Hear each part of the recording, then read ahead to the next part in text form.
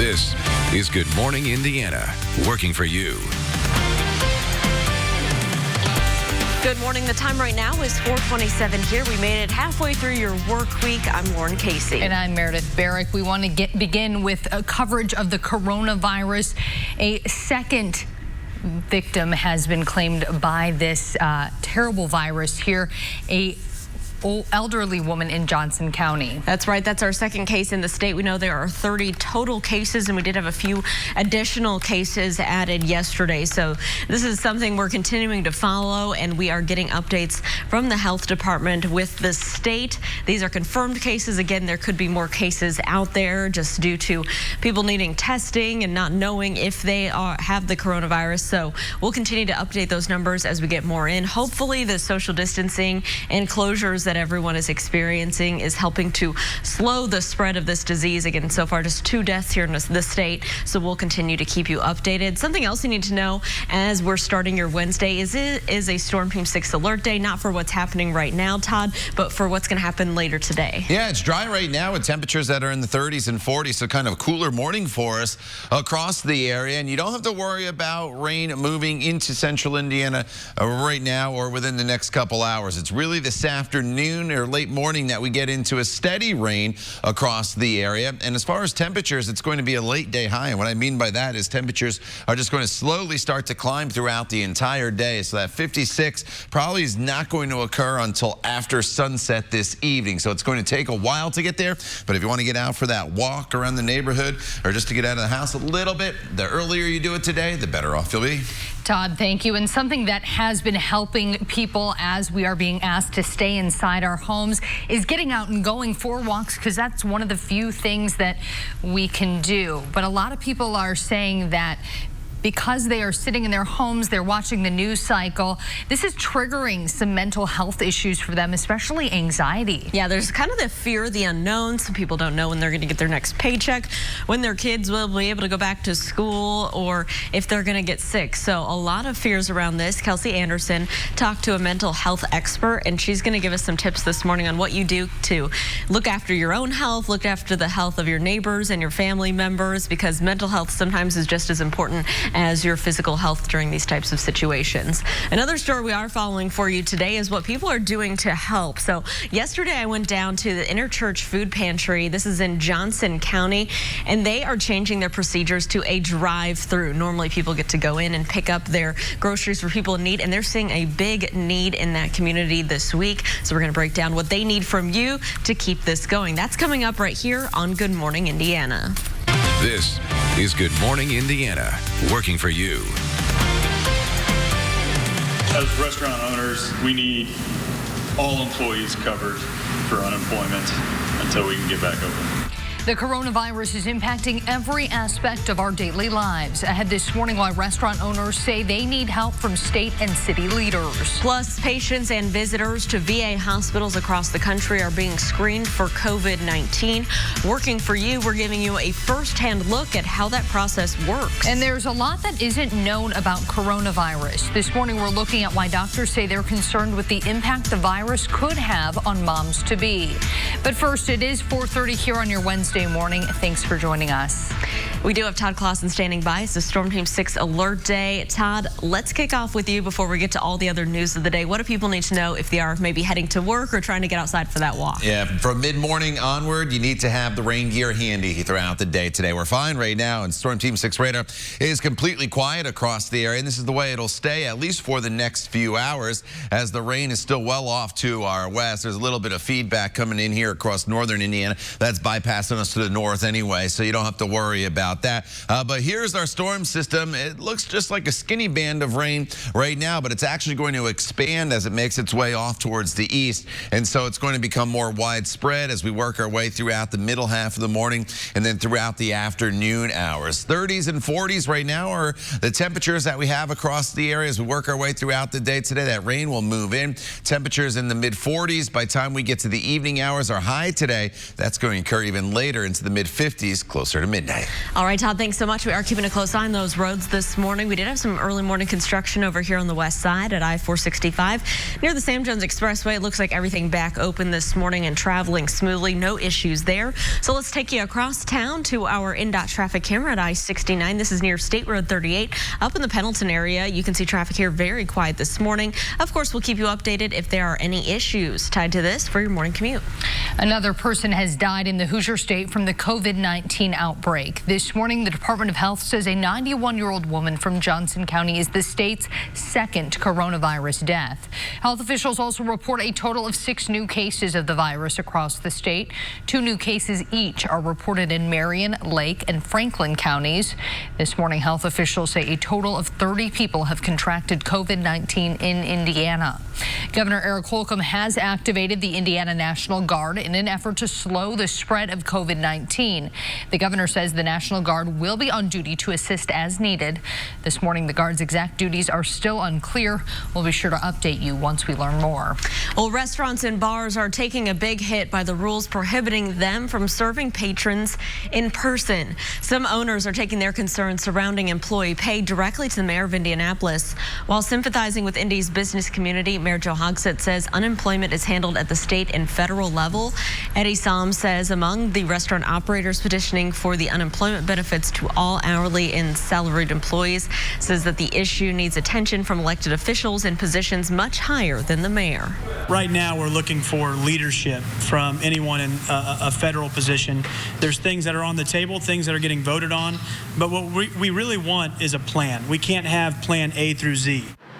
But he says he's doing what he can by spending his own money in local restaurants. He's also amending city procedures, like converting parking meters to carry-out pickup zones. Many restaurants and bars are doing what they can to support their employees during this difficult time. That includes Ale Emporium. The popular bar on 86th and Allisonville on the northeast side of Indianapolis is usually packed. Well, that will not be the case for at least a few more weeks. Workers there will still get an income. The owner of Ale plans to continue paying kitchen and salaried staff their normal wages and paying tipped employees their average weekly rate. They've all been really appreciative. We just thought it was the right thing to do.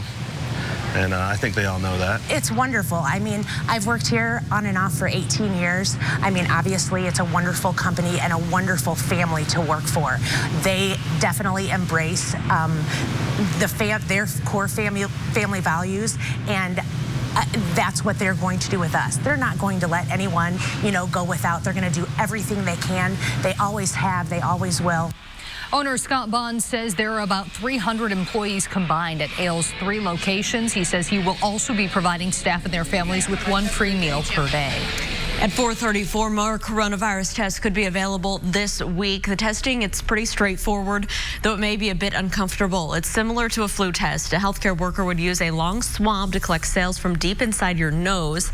It's actually the area where your respiratory tract reaches the back of your mouth. Swabbing takes about 10 seconds if you sit still. The lab will then process the results. Vice President Mike Pence has said that about 2,000 more labs will be available to offer high-speed testing this week. Veterans hospitals across the country are screening patients for coronavirus as soon as they walk into the facility.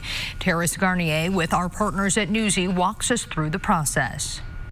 In an effort to fight the coronavirus pandemic, VA medical facilities across the country now require patients to answer 3 questions before they can enter the hospital. I found this out Thursday when I went to the Washington, D.C. VA Medical Center for an appointment.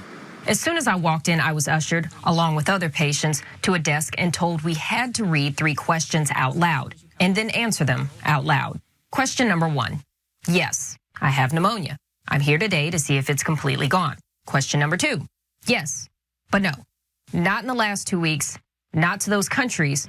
I went to Australia, but that was back in January. There were follow-up questions. Then, number 3. Were you around anyone that has tested positive for coronavirus? Not that I know of, but there were passengers at the Sydney airport the same day I was there who later tested positive. Well, that's all they needed to hear. I was told to head over to the emergency room to get a coronavirus test done. The VA website has a statement saying it would be implementing screening measures until further notice. But the fast-track testing came as a surprise to me and other patients. I sat in this small room away from the ER waiting area for maybe 30 minutes when the doctor came in. He brought in a new stethoscope in a brand new box, and he also had a garb that was in plastic that he took out, and as we were speaking, he put it on. So basically, he listened to my lungs and, like pressed on my stomach to see if there was any pain. Minutes later, a nurse administered the test. Go in your nose. Oh. It was unpleasant, but a pretty quick process. The nurse informed me the results should be back in 24 to 48 hours. My test came back Monday afternoon, and they were negative. As of right now, I am self-isolating in my home out of precaution. And since the VA began implementing these screenings, there has been 1 death, 5 confirmed, and 25 presumptive positive cases among veterans nationwide. Well, it is 4:37 back here at home as the coronavirus pandemic continues to get worse. Many people are worried about their health.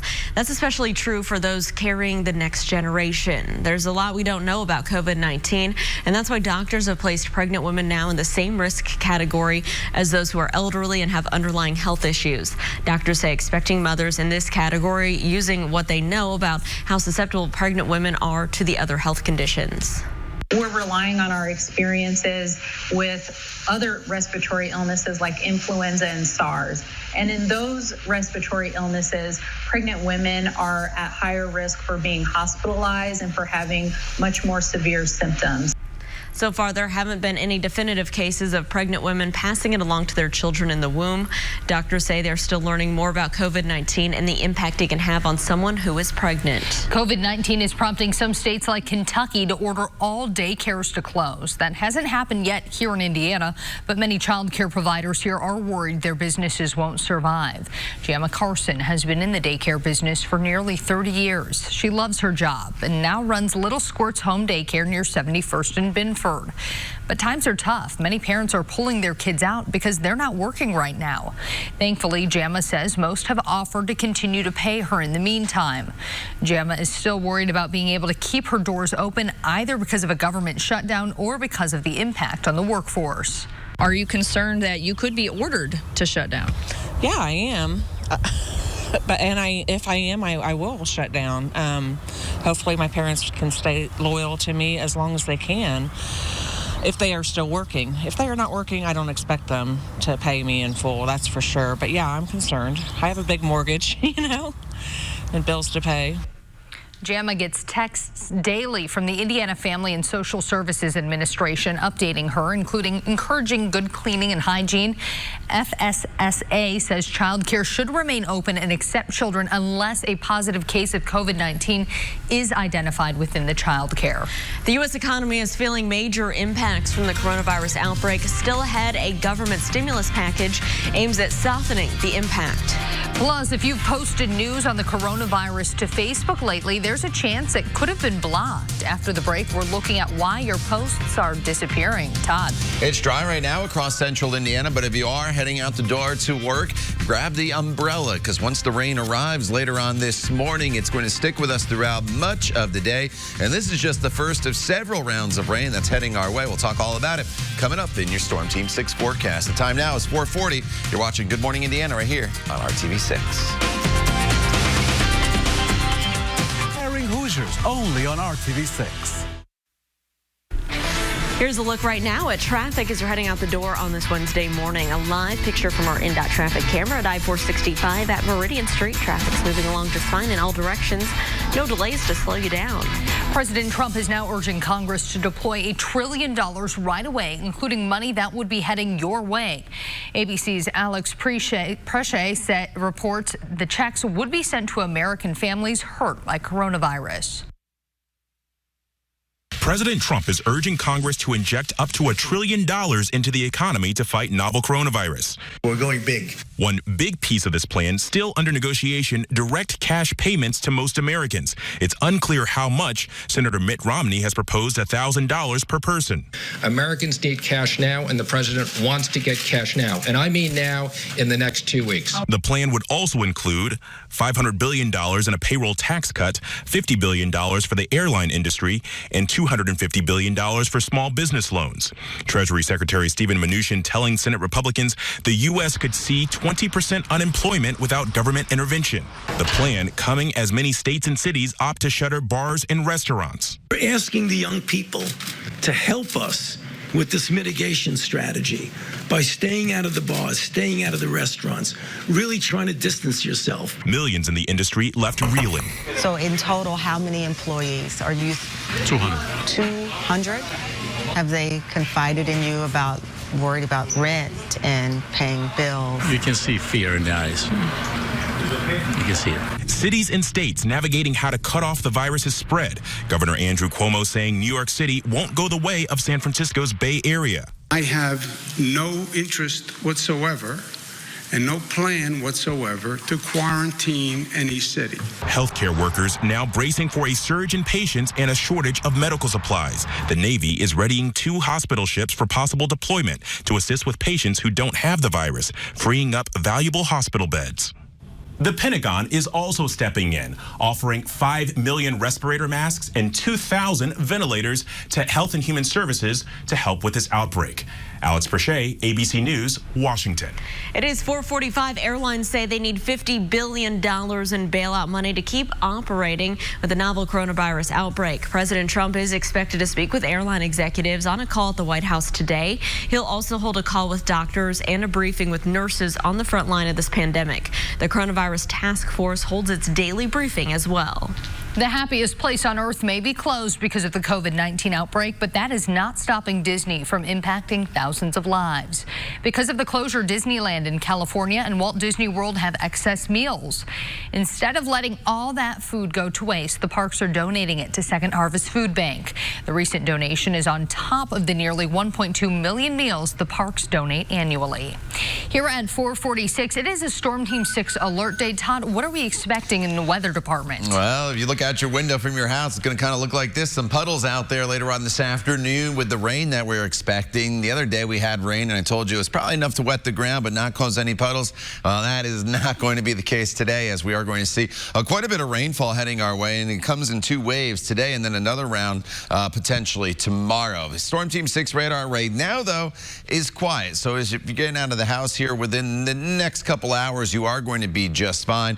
A little bit of a light rain snow mixture that's not really causing much of an issue across the northern portion of the state. But here is our system. It's a big long line of rain that stretches all the way from Minnesota down into Texas, and this will expand and the coverage will increase as it makes its way off towards the east. So let me time it out for you on TrueCast so you can plan out your day. If you are staying home and you want to get a little bit of fresh air, maybe do a little bit of a spring cleaning in the yard, you probably want to do it earlier on than later, because by mid-morning a few spotty showers are starting to build in, and then as we work our way closer to the noon hour, this is when the steadier rain is going to start to make its way into the area, and there could be some pockets of moderate to maybe even heavy rainfall throughout the afternoon hours, and by the evening commute 5 p.m. still dealing with some steady rain, although it's starting to taper off as we get ourselves into the evening hours, and then we'll get a little bit of a break tonight through the first half of the day tomorrow before the next round of rain heads our way. Temperatures right now are sitting in the 30s and 40s.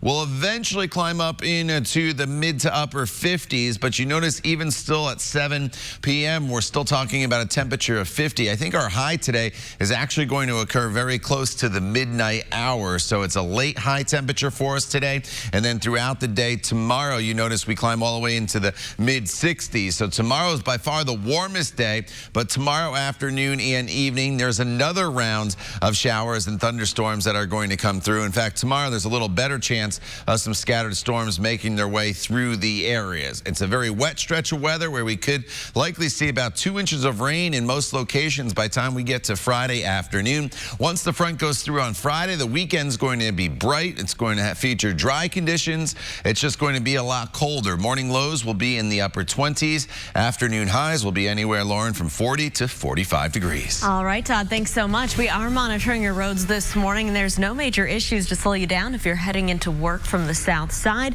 This is our INDOT traffic camera at I-65 and Edgewood Avenue, just south of the 465 interchange. You can see traffic there is moving along just fine, northbound and southbound. So let's take you out west over near the airport, I-70 here near Mariplex Parkway. You can see traffic is moving along just fine. Of course, we'll continue to keep you updated if there are any issues you need to avoid. Facebook is working to fix a bug that has been blocking information about the coronavirus. The company's vice president says the platform's anti-spam system has been accidentally stopping publications of news stories about the illness. Many users have complained that links to school closings and other information haven't been working. Earlier this week, Facebook reportedly sent its human content moderators home, meaning the company is solely relying on an automated system. Internet and TV providers are working to help customers who are impacted by the coronavirus. A number of companies say they won't terminate services for the next 60 days for people that can't pay their bills.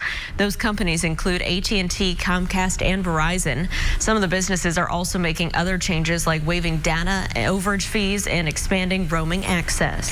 Coronavirus is having a huge impact on the number of organizations, including ones that accept blood donations. After the break, why Red Cross officials say the need is now greater than ever before. Not having contact with other people, it can have serious impacts on your mental health. Coming up all new at 5 o'clock, our Kelsey Anderson is learning ways that you can help yourself and others. But first, I'm Vinny Politan. Coming up today on Court TV, our continuing coverage of the dating app murder trial. We are live in Polk County, Florida. Andre Warner on trial. It's a death penalty case. And now it's time for the defense to wrap up their case and present any evidence that they believe could raise a reasonable doubt in this case. Adam Hilaire shot and killed during a robbery of his home, execution style. We could have closing arguments later today. You'll see it all right here on Court TV. Vinny, thanks. Don't forget you can watch the all-new Court TV live on your mobile device by visiting CourtTV.com. We'll be right back. Recommend them to anybody. Welcome back. We are monitoring traffic this morning. This is I-65 up in the Lebanon area. You can see traffic is moving along up to speed. No major delays to slow you down. Of course, we'll keep you updated. It's 4:55. ESPN is reporting the Indianapolis Colts are signing veteran quarterback Phillip Rivers to a one-year deal. Last month, the Los Angeles Chargers announced that Rivers had announced they had mutually parted ways. Rivers played his entire pro career for the Chargers, 16 seasons. He's 38 years old. Multiple sources say the deal is worth $25 million. Rivers holds 30 Chargers franchise records. His 224 consecutive regular season starts are the second most among QBs in the NFL's history. And hey, Tom Brady officially hits the NFL open market today for the first time in his career. ESPN's Adam Schefter and Jeff Darlington say that Brady is expected to sign with the Tampa Bay Buccaneers. There's no signing date or official announcement just yet. Brady bid farewell to the Patriots on Instagram yesterday. This morning, there is an urgent need for blood donors. IndyCar driver James Hinchcliffe knows the importance of the blood donations after nearly losing his life during an Indy 500 practice. Hinch lost 22 pints of blood in the crash nearly 5 years ago. That's twice the blood volume for a person like you or me. Since the coronavirus outbreak, the Red Cross says they've had 2,700 blood drives canceled.